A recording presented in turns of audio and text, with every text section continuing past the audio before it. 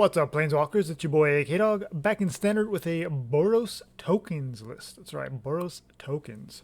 So starting off the bat here, we got 4 copies of Satyr's Cunning, 1 mana sorcery speed, make a 1/1 Satyr token that can't block. What's nice about this, it gives us a token on turn 1, and it's repeatable. With the escape 3 mana and exile on 2 other cards, it's a pretty reasonable price to just continue to add more tokens if that's what we need, or we got nothing else better going on. We got 4 copies of Fire Prophecy, because we are trying to do some trickier things. Sometimes you have that top end and you want to maybe shuffle back into your library and draw something else, a land or some kind of a combo-ish piece. So we can deal 3 damage to a creature, and then get to choose a card from our hand, put it back onto our library, and we get to draw a new card. Forbidden Friendship is a 2 mana way to make tokens. We get a sorcery speed, make a 1/1 Dino token with haste, and then a 1/1 Human Soldier creature token. Some interaction here with 4 copies of Banishing Light, just nice utility removal. Another token producer here in Omen of the Sun, 3 mana. Flash speed to get a couple 1/1 tokens, and we get a gain life, and we can also pay 3 to scry 2. 4 copies of Felidar Retreat, just a great way to repeatedly make tokens. Or if we already have some tokens set up enough to maybe kind of win the game, or at least kind of hold down the fort while we're digging for more pieces, we can just keep putting counters on all of our tokens and make it so our opponent doesn't really have good attacks. Transmogrify is our first sort of combo style piece here. Just 2 copies, 4 mana, sorcery speed. We exile a creature, any creature, and that creature's controller reveals cards from top of the library until they reveal a creature card, and puts that creature card onto the battlefield. 4 copies here of Lukka, since we want to see this as often as possible and try to abuse good old Lukka here. We've kind of seen this before with like Agent of Treachery and those types of shenanigans, but we're just doing this with Boros colors, so obviously nothing too crazy. Just trying to have some fun with a couple bigger things. We're just kind of part of why we need the Fire Prophecy. One, you don't necessarily want to have like multiple Lukkas in hand, and we do have our top end. We want to definitely shuffle that away. So of course, Lukka, mostly we're looking at the -2 here to exile creature we control, reveal cards on top of our library until we reveal a creature with higher converted mana cost. Well, everything else is tokens except for a couple of our spicier top end creatures here. And so, yeah, in theory, we can use this multiple times as it starts at 5 loyalty, and then -2 can potentially be used 2 times. So a little bit more upside here than Transmogrify. Plus, being a Planeswalker gives your opponent like a distraction, 2 copies here of Moraug. Don't want to run too many copies. We want to just find that one. It is legendary, of course, so multiple copies don't really do us a whole lot of good. And once we get a Moraug onto the battlefield, we should be able to close out the game pretty quickly because we get our creatures +1/+0. When they attack. And of course, landfall trigger as well. Same thing with our Felidar Retreat, another way for us to abuse landfall, which you're definitely going to be taking advantage of to get additional combat phases. And there's a bunch of tokens, so let's throw them away. Let's attack in and be aggressive. 4 copies of Yidaro. It is legendary, of course, but we cycle this away to get value. And if we cycle it multiple times, then it just comes straight onto the battlefield as an 8/8 trampling hasty threat. So obviously these are both fantastic creatures to hit with Transmogrify or Lukka. And mana base here, we got 6 plains, 6 mountain, 4 Needleverge Pathway, all 4 Evolving Wilds, all 4 Fabled Passage. So we want to abuse our landfall as much as possible. So you can basically think of the Evolving Wilds as like the White Temple, which we're obviously not running here. We're just going to run the Evolving Wilds instead, which is always going to come in tap. Same thing with the Evolving Wilds. And of course, Fabled Passage is, untap land once you get to 4 lands or more. So basically, it's the same thing as having like a Fabled Passage plus the white and red temple here. So same thing, but this lets us abuse our landfall triggers. Sideboard here, we do have 1 Soul Guide last turn, 1 little bit of graveyard interaction.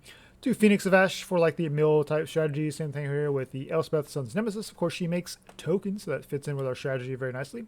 Against the aggro matchups, we got a couple Shatter the Sky. Against the mid-range, we got a couple Akroan Wars. This works extremely well with Lukka, of course, or even Transmogrify, because we get to steal something on our opponent's side and then sacrifice it with our Lukka or Transmogrify and just get rid of their creature and get one of our bigger threats. Outlaws Merriment works great against other control strategies and even some mid-range decks as well. I have a hard time dealing with this as a repeatable way to make tokens every upkeep. Cool, Baneslayer Angel also helps us stabilize. Nice juicy target to get against the aggro matchups with your Transmogrify or whatever the case may be. Flying, first strike, lifelink, got all of that. And also Ox of Agonas is a pretty nice top-end piece as well. And of course, with the escape is the main reason we're looking at this. Same thing with the Phoenix and the Elspeth. That's the list, so we'll jump into some games. All right, up against the Dragonfire. Better go first. We'll take that. Mountain with 2 Satyr's Cunning. Yeah, that's fine. Obviously, Fabled Passage with a Felidar Retreat in hand is a little awkward. You rather get the Felidar Retreat online first and then get those Fabled Passages later. But gonna make a couple 1/1 tokens, see what our opponent's up to. They're off to a slow start. We can start chipping away. Let them know who's boss. Omen of the Sun. Alright, just get in there. Get a white source, I guess, kind of start balancing things out. We do have the Yidaro cycling next turn. Oh, it's up against Boros Knights.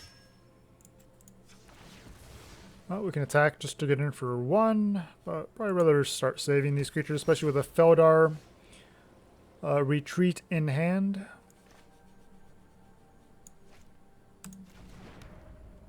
So we'll pass. Also with the escape, we have the Evolving Wilds Fabled Passage to fuel our escape for not only these, but of course the sideboard pieces as well. If they do attack with the veteran just as a 2/2, we're definitely fine with making this trade. If they have a Rimrock Knight in hand, which kind of suspicious that they just kind of fired that off. Okay, so it's 4 toughness, so we cannot do too much about that. But still might be worth soaking up some damage here by throwing one of them in front. This makes a little more sense why they just threw the Rimrock Knight into the fray there. Yeah, I think we want to get our Felidar Retreat online. These guys can't block, and Rimrock Knight also cannot block, so let's go ahead and get in there. It's got options next turn. We do have 3 for Satyr's Cunning and the 2 cycling on Godzilla. Obviously, we need to find something else here pretty quick, or this Knights list is just going to kind of aggro us out. I mean, we're at 22 at this stage of the game. It's not a terrible spot to be in. 3 cards in hand. They're about to find something else, maybe? Short sword. That's not really super impressive. Do we take 6 here? Yeah, we'll take 6. Block it next turn. Do you want to make 2/2s or do you want to grow these? Probably just go wide here since they're going wide. And we can put counters later. Go ahead and crack this so we can play all of our stuff here. White source, we got 3 red in play.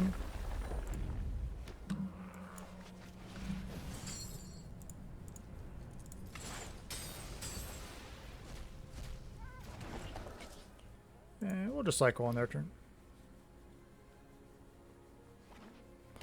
Alright, so we do need to find our combo pieces, but we're, we're putting up a fight against this Knights deck. Burning Yard Trainer. So something gets +2/+2, trample, and haste until end of turn. So trample's pretty good. So I guess we're taking at least 6 here.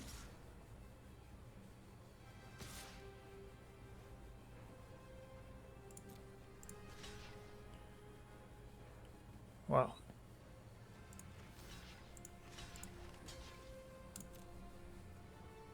Oh, the Burning Yard, that has trample as well. Nice. Well, that would, that's definitely put hurting on us. So definitely getting punished for these Satyrs.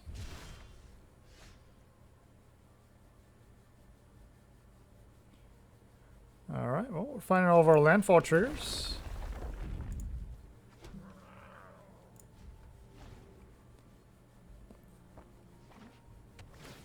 We can just kind of stabilize here just a little bit longer. I think we got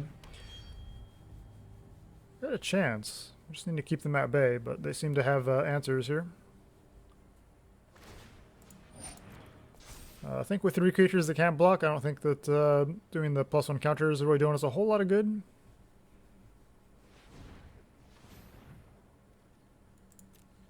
Not sure what the manually tapping was all about.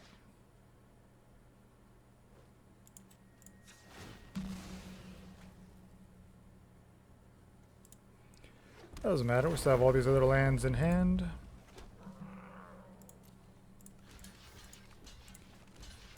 Oh, we'll take in 4 here. You can kill 2 of our tokens.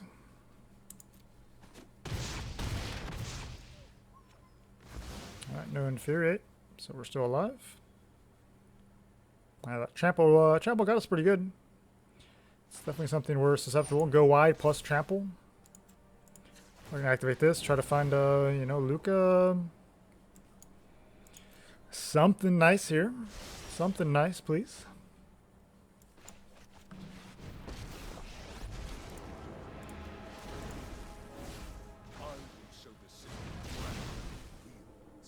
Is that Moraug? Oh yeah.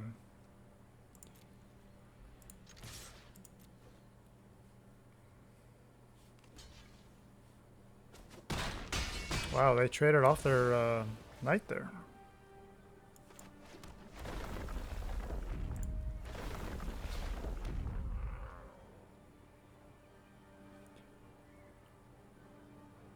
Did I do that wrong?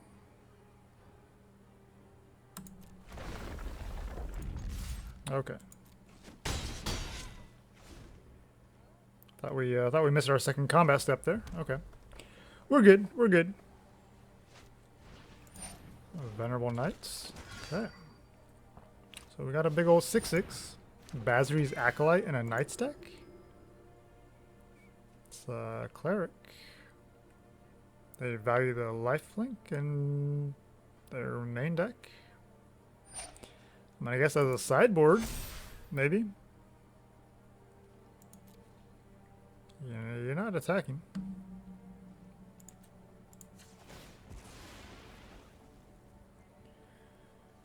It doesn't matter. Go with a 2/2, and then next turn we can put counters. That's pretty, Well,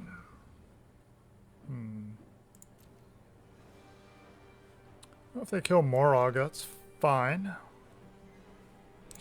We'll get this one down, put counters. And we'll get to Kraken.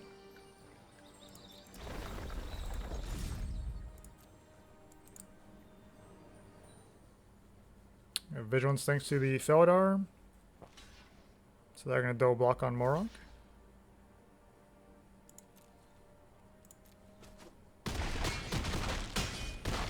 And that's still lethal.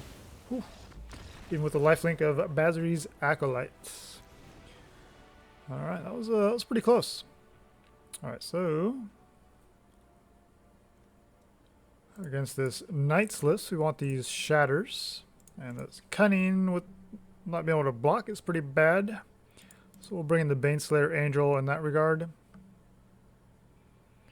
And we'll still leave a couple of men just so we can still have a way to make tokens, but Baneslayer gives us a really solid option here at the top end. Transmogrify a little bit slow against this style list. It's fine for you know, the main deck because it's what we're trying to do, trying to play our deck. Then we'll just kind of make adjustments accordingly.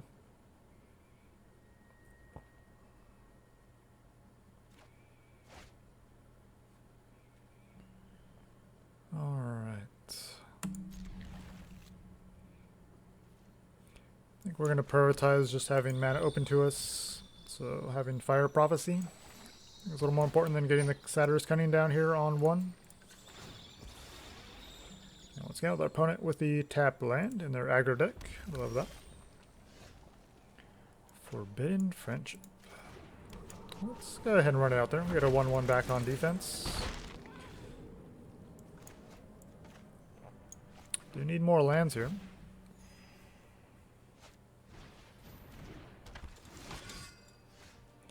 Not a land. In that case, I think we fire this off. Opponent's seen enough. Well, definitely thought they had the advantage on us, but I don't know. Maybe they're just running poorly tonight and decided to pack it in. All right, against Mr. Nasty.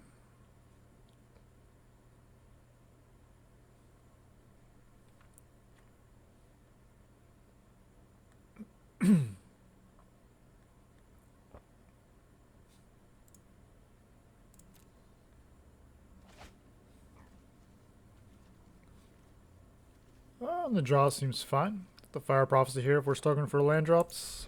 The Forbidden Friendship.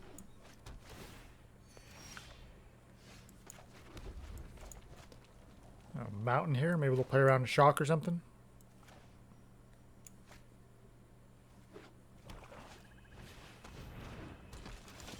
Tavern Swindler.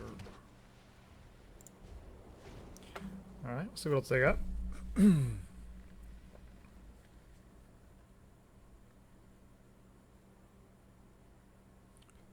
Let's see if it's a Indulging Patrician. We can't really do too much about that. Okay, if they want to equip. Then, yeah. Fine with that exchange. I want to waste their turn. Fire Prophecy versus Cycling. Basically the same thing as far as we're concerned. We'll just Omen here, I think. Hope we find a land we can Transmogrify.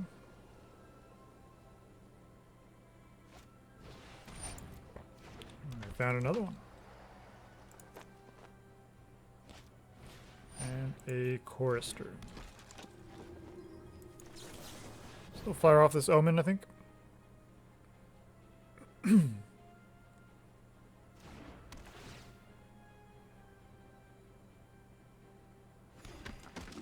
And we'll probably save the Fire Prophecy in case they go for another equip.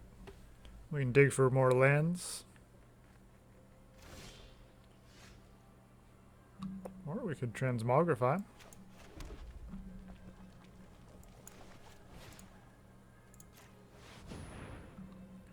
See what we hit here.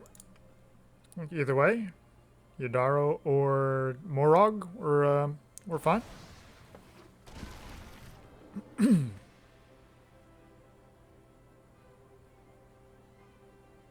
Could have a Blood Chief's Thirst or something similar, but obviously not something they can use right now. Opponent is really milking the Shadow Spear activation. We get attack for 2, so let's go for it. Actually kind of tempting to Banishing Light this Shadow Spear, since it's probably going to be their best... I guess their best permanent right now. Chorister costs, what, 6? 5 to activate? They could spend their turn doing that, but it doesn't really do them a whole lot of good. They could activate and set up for next turn. They are not going to activate. They're just going to flip their Tavern Swindler, maybe?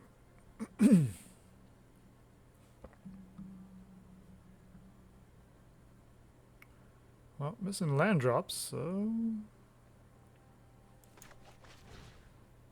You can activate in response. We're just banishing the Chorister here.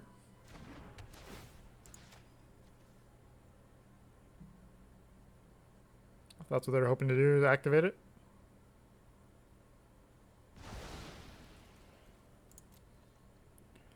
Two cards in hand, 5 mana opened. Not sure what else they were planning. Just to revitalize.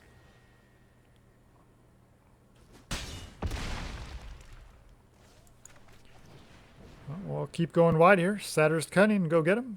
Find a untapped land, we can Lukka. That'll be pretty sweet. Well, we got the Friendship and Fire Prophecy. And if they equip this one there, it just gets +1 from the Shadow Spear, so it'll still be 3/3, still within range.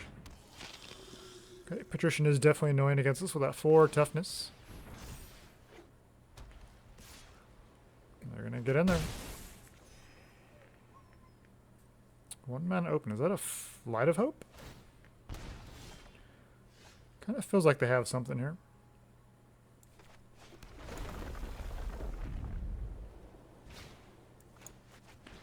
So we're going to go for Lukka here. Assert Dominance. Hope it's a Yidaro, and we have 2 Moraugs for Yidaro, so most likely. Tools of war surround me.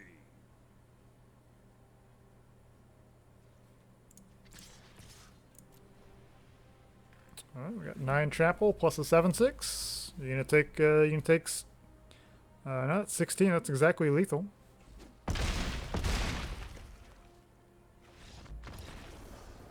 Okay, someone's bad at math. And it wasn't us, so I'll take that. Alright, so that's kind of your stock life gain list. Revitalize, Swindler. So Patrician is pretty annoying. Not sure the Akroan War is what we want. Shatter should be good.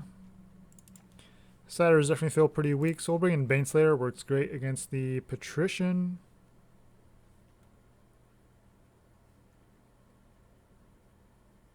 Maybe if they get something to equip with Shadow Spear, maybe a Akroan War could be good, or I don't know. Most of the creatures don't really work good for us. They just kind of synergize with what they're trying to do. So that's probably good.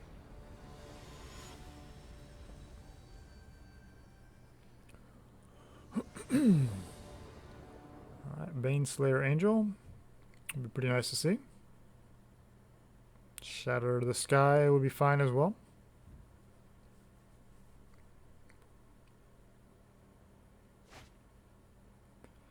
Nope. Still pretty keepable though. Prophecy, Forbidden Friendship, and a couple Yidaros to cycle away. And a Felidar Retreat to draw into. But these decks definitely often run the Light of Hope, so I'm assuming they have that. Kind of felt like they had it open there last turn, or last game there. But why they went to fired it off, I don't know. But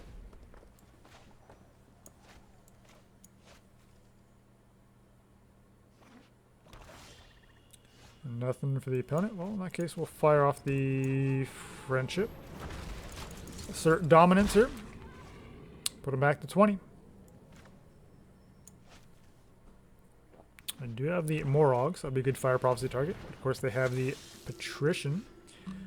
Missed a land drop. I'm gonna attack. If they wanna take the bait, which they probably will, then we'll prophecy.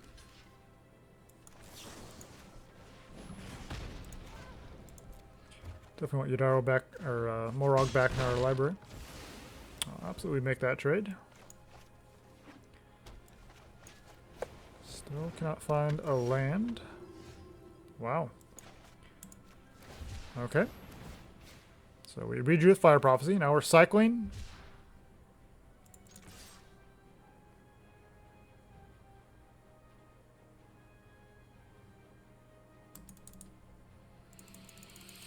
Gotta love magic, right?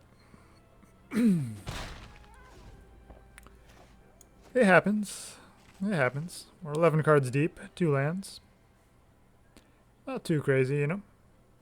Unfortunately, our deck isn't really built to survive on 2 lands. We have lots of Fire Prophecy, Yidaro, things like that to kind of dig ourselves for those 3rd and 4th lands. So if we don't find them soon, we're definitely in a world of hurt. But fortunately, our opponent's off to a pretty slow start. Not really doing too much over there.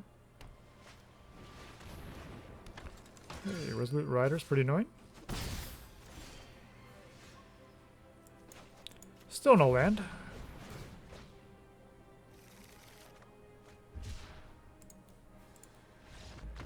Okay. I mean, we're stuck on 2 lands forever. We're not going to be able to... It just does not matter. Our deck cannot function with only 2 lands. And even though our opponent didn't really get off to an impressive start there, I mean, once you resolve something like that without a Banishing Light or even a 3rd land to cast it, it just does not matter. Alright, double Felidar Retreat is interesting. Just hope we can get those to resolve.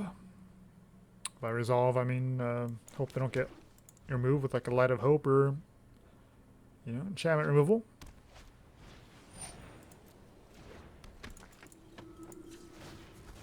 This time they got the Courser here on 1, which is good for them. They got the Fire Prophecy, which is interesting. think we're going to prioritize that. Let's see what they got here for their turn 2. Just a Swindler. I think we go ahead and just blow that up. Did we get rid of anything here? I don't know. Could have bottomed a Felidar Retreat.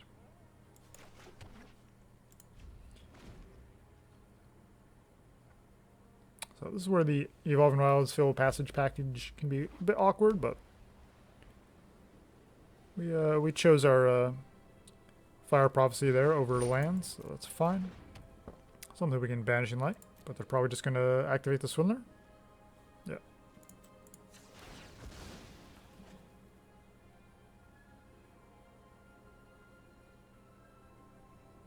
We need white here.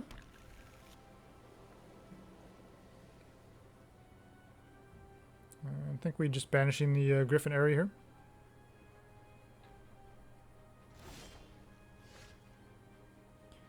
With the Fabled Passage, yeah, I think that becomes pretty clear. And we want land, so we're going to leave this passage where it's at, and we'll kind of see what we draw. Basically leave lands in the deck, so if we find another land, then we can crack the Fabled Passage with a Felidar Retreat on in play already. See if they're going to get in for 2. They didn't activate their Swindler response last time, so I'm not really sure. I guess they missed it. Shatter's probably pretty good here. I think it's worth it because this Resolute Rider can get indestructible later on, so let's just Shatter. We don't have anything going on. They get to draw a card, which sucks, but we already fired off this Banishing Light. Number 1. If they have Resolute Riders with mana open, it's a little bit awkward for us. Alright, there's a Felidar Retreat. Mana Source, make it 2/2, and 1/1. Alright, we're at 18. We're going places now. Definitely block with the 2/2 if they attack with a Rider. You can activate, give it lifelink. Or indestructible, but not both. Let's see, 3 mana is indestructible. 4 mana now. 2 cards in hand. Well, if we block, they don't gain life. If we do block, they go for indestructible. If we don't, they get lifelink. We're a little bit screwed either way.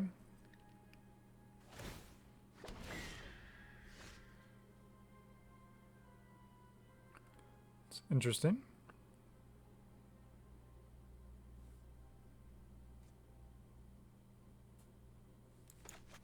Yeah, I think we need to deal with this.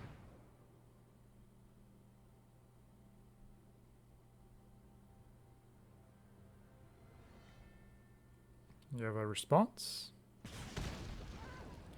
I'll decline. Being a little bit greedy with this second Felidar, but we'll just swing 2. Pretty sure they take it. If we swing at the 1/1, they easily just block it. We have plenty of things in our graveyard. I think we'll Omen of the Sun here just to stabilize our life total a little bit more. Don't imagine they're running Graveyard Hate. Anything we need to worry about. That was pretty easy take 2. Not sure what took them so long. They have something in hand they seem to be holding priority on. Silver Smoke Ghoul is pretty annoying. I can draw cards, keep getting it back if they have ways of gaining life. But last card. Could be Revitalize as well, or Light of Hope, something like that. But I imagine if it was a Light of Hope, they would... okay,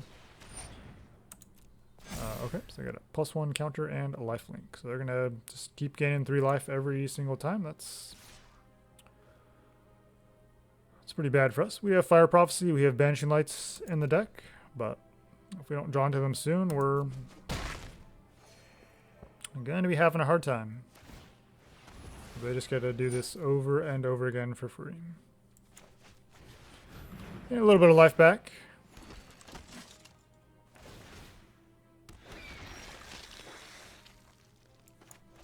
Well, now we're cooking with fire. Sometimes that's all you need. Alright, the Cunning obviously the least important creature here. If they don't have a way to deal with that, if they do not have a way to deal with that, then we are in good shape. They haven't had removal yet, so watch them draw it now, of course. Unexpected Fangs could have given them Death Touch, but you know they were taking advantage of their deck. Went with Lifelink. Oh no, it is. I was thinking this one gives them Death Touch or Lifelink, but no, it's a +1 counter and a Lifelink counter. You serious, dude?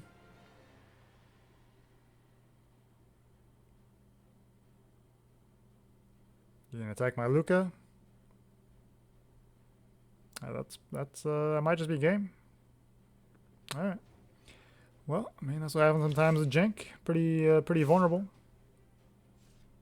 What are you doing, dude?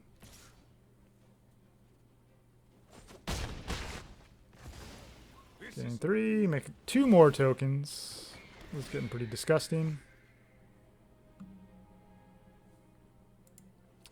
Alright, well, I mean, Faith Fetters, they found their removal, dealt with all of our stuff. We couldn't answer their stuff in time. That's just how it goes. Alright, up against Gadfly. Hand seems okay. Turn 1, Evolving Wilds. Adventurous Impulse. Thaumaturge. Nice.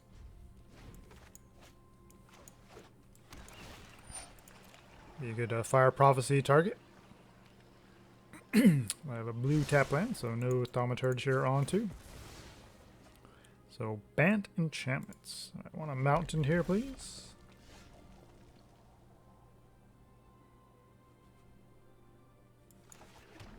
I guess we just hold up in 2 mana here. Prophecy or Yidaro. They are not playing it. Okay, well, we'll cycle them. They're waiting until they have an enchantment to get the trigger. We got double Omen plus the Fire Prophecy, so we'll hang on to the Evolving Wild, especially with the Retreat in hand. No idea what opponent is doing. But we're gonna keep doing stuff, even if they're not going to. Let's fire off this Felidar Retreat. Okay, no counter magic.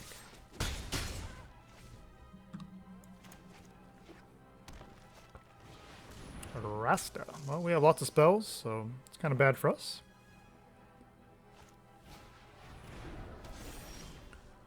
Four, 6. We don't have good answers for that.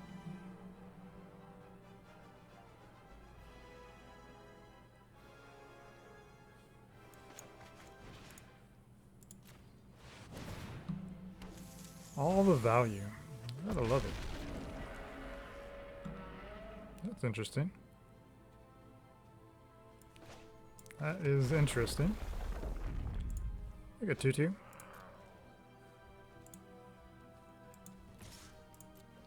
Yeah, we're definitely gonna attack with our Yidaro here. Godzilla Doom Inevitable.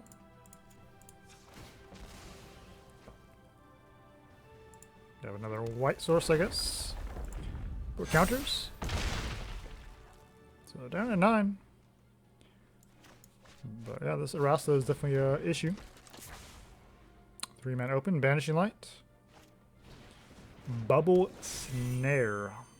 Wow. And then they copy our Yidaro.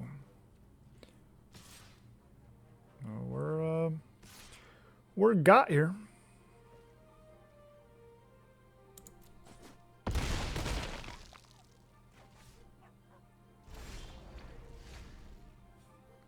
They got us.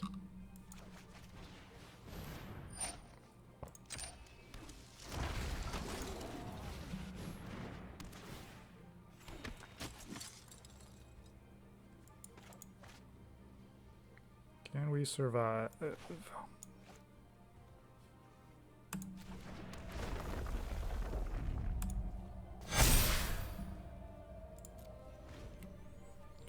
We'll grow the team, see what we can do. Probably take an 8 from the Yidaro. Our Yidaro, of course. I mean, how good must that be? Protean Thaumaturge, you actually get to copy a Yidaro. Like, that like never happens, and this person's getting paid off big time. Gotta love the matchmaker. Yeah, I don't know, you got something here. I'm gonna block your Arasta.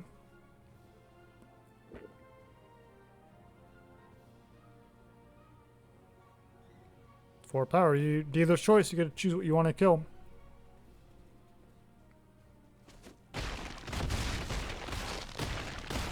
Okay, take out 2/2/2 tokens. Makes sense. Primal Empathy. It is a May ability, so you can just say decline, I believe. Could be mistaken. We're representing lethal, so cool.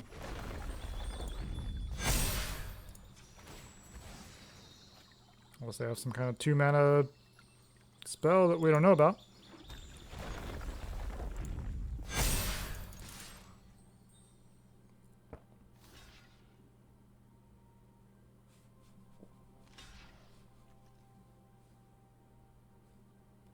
Oh no, we're one off. Oh man, now we had...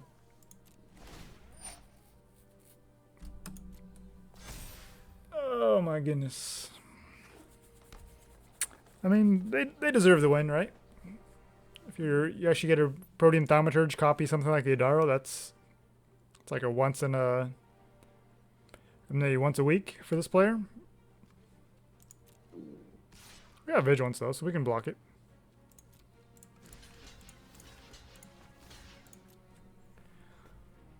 Alright, what do you got?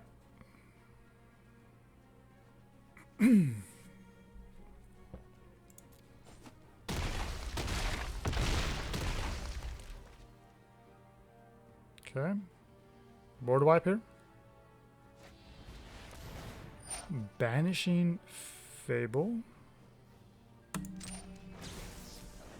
Person's just getting all the luck.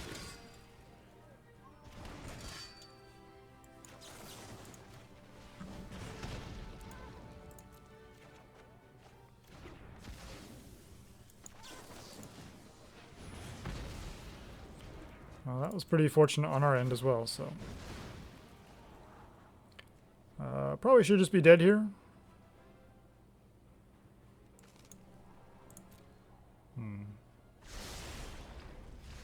Well, we're going to go for the Felidar Retreat, and hope this Evolving Wilds off the top is a way to kind of get us back on track here.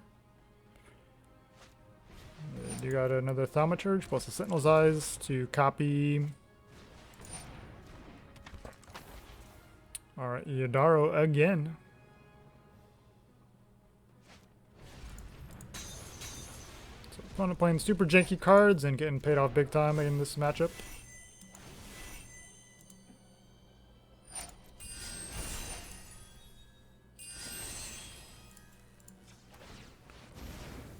Alright, we'll scry.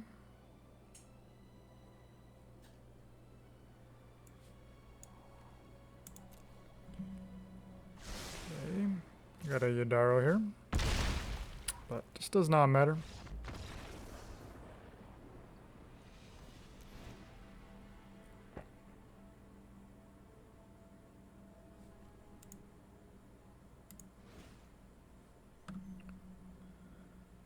Well, pretty cute deck from the opponent. Got to give him credit for that.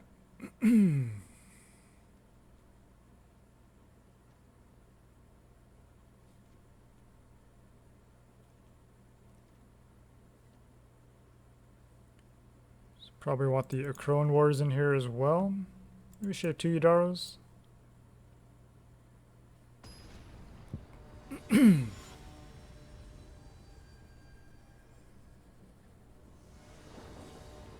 Oh man. Thought about Fire Prophecying those one of those 1/2 tokens and then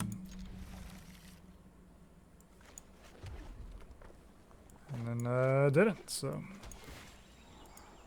that definitely cost us. Would have been able to have had just 1 blocker instead of 2.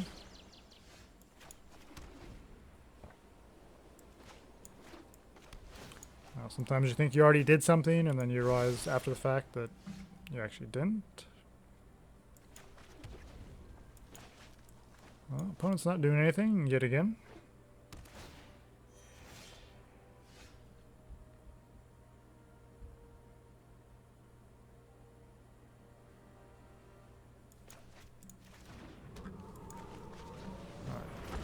Off this Forbidden Friendship, swing for 1.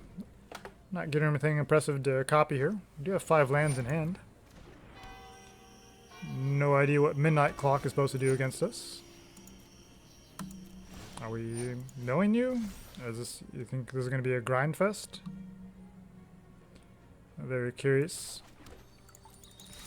Well, they're giving us nothing to Akroan War yet, or Prophecy for that matter. Yeah, we'll go and fire off this Fabled Passage for a red source. Okay. I will rend the sun from the heavens.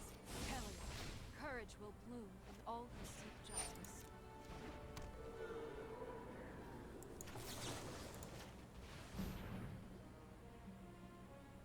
Yeah, sacrifice it. Put Moraug away. I don't think I really want Moraug at this stage. Elspeth is definitely a bit annoying. Anything that kind of goes wide. I mean, Shatter doesn't even really do it here.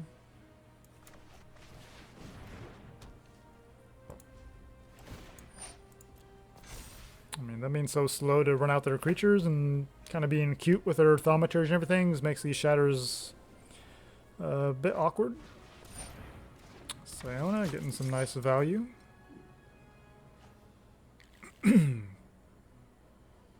Pacify one of my tokens. Staggering Insight.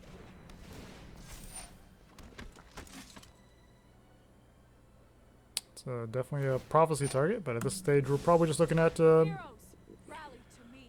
wiping the board.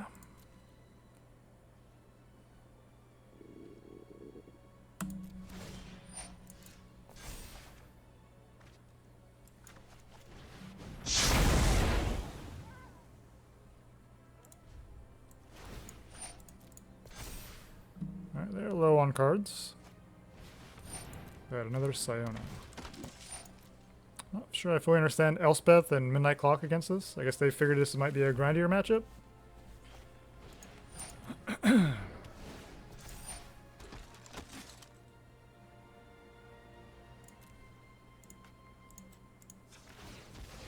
Which definitely has how it's played out, so good on them for guessing right.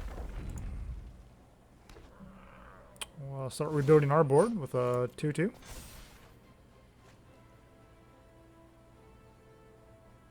I mean, do we even care about this Midnight Clock?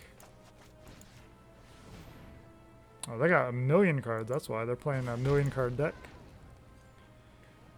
Yeah, I'm not really in a rush to get this Moraug out, especially hard casting it.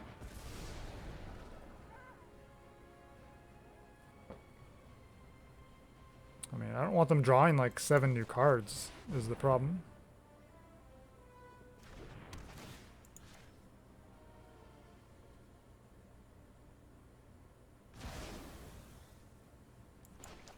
Definitely don't want that. Make another 2-2. Do we want to attack Elspeth? I don't think so. Don't want to give them a chance to escape it. Although they can -1 at any point.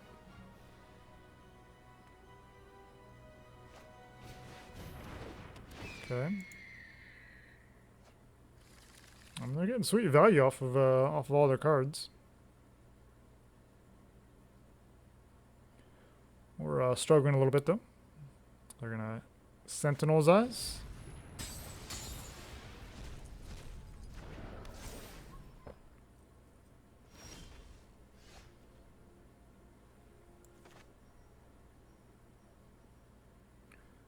Might be worth stealing that.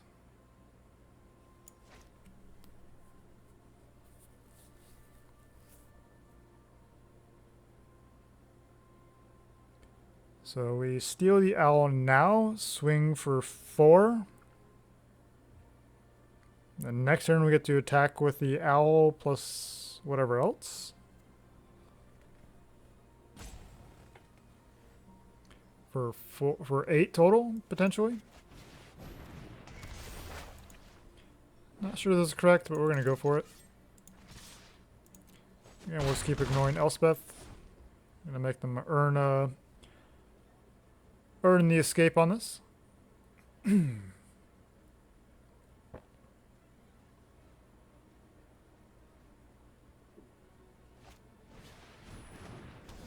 Pacify a token.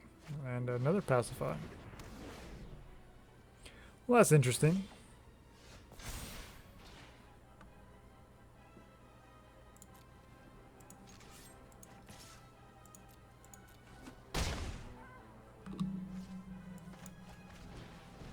Go and fire these off.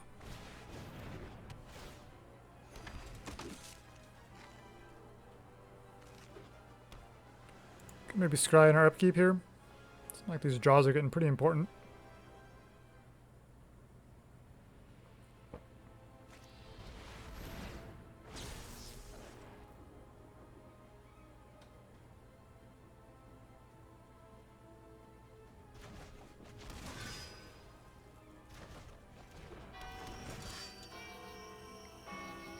Banish into Fable. Opponent getting paid off big time.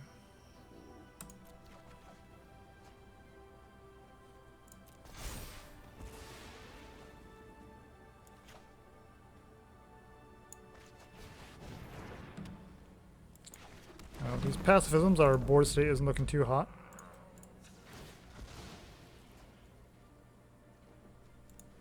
Sure, grab a white source. Keep making 2/2s, I guess. No attacks.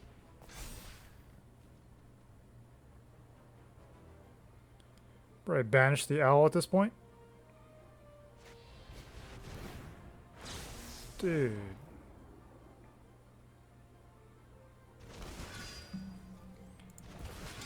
Alright, you got us. That was pretty impressive.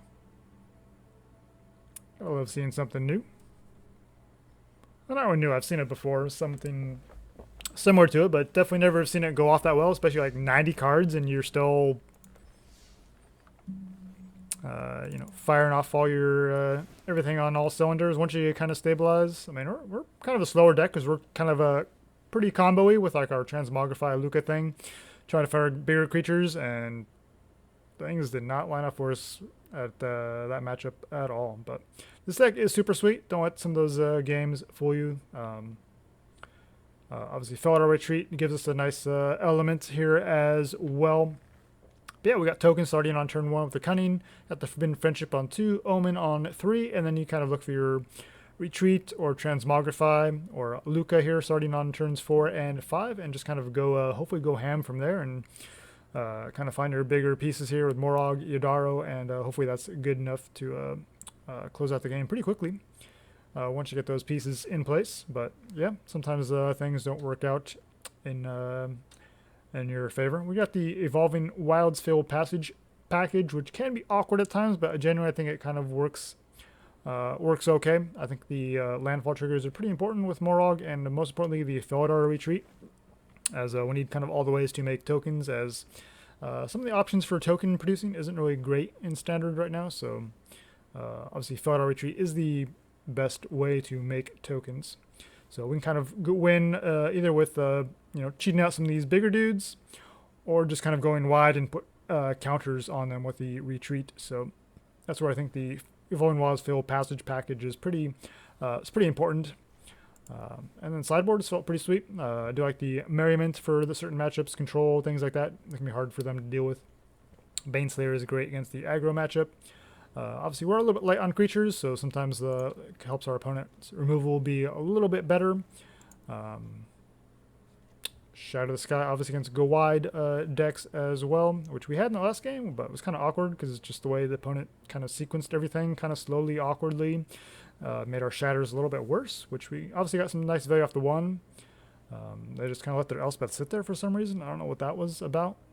I definitely would have probably wanted to get that in my graveyard just to fire off the, just to reset its, you know, put it back at 5 and maybe make more tokens again. But I don't know. We have our own Elspeth to kind of do token things, since that's kind of what our deck is trying to do.